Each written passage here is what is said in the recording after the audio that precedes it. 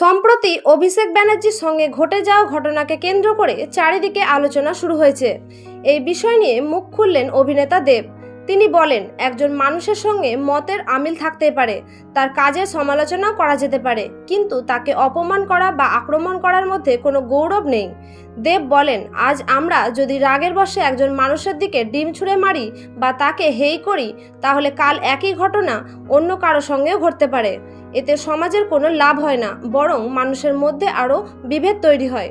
তিনি আরও বলেন, একজন মানুষকে হারানোর সবচেয়ে বড় উপায় হলো যুক্তি, শিক্ষা এবং ভালো আচরণ। হিংসা বা অপমান কখনো কাউকে মহান প্রমাণ করে না। অভিষেক ব্যানার্জির সঙ্গে যা ঘটেছে তা আমাদের সবাইকে ভাবতে বাধ্য করে যে আমরা কি সত্যি সভ্যতার দিকে এগোচ্ছি নাকি ক্রমশ সহনশীলতা হারিয়ে ফেলছি। দেবের মতে রাজনৈতিক মতভেদ থাকতে পারে, কিন্তু মানবিকতা হারিয়ে ফেলা উচিত নয়। কারণ একজন মানুষকে ঘৃণা করতে করতে আমরা নিজের মনকেও অন্ধকারে করে ফেলি। তাই আসুন আমরা হিংসা নয় সচেতনতা ছড়াই, অপমান নয় সম্মান করতে শিখি, রাগ নয় যুক্তির ভাষায় কথা বলি, তবে একটি সুন্দর সমাজ গড়ে উঠবে। এই বিষয়ে আপনার মতামত কি কমেন্টে জানাতে ভুলবেন না। আর যদি আপনি আমাদের চ্যানেলে নতুন হয়ে থাকেন তাহলে দয়া করে সাবস্ক্রাইব করে পাশে থাকুন। ধন্যবাদ।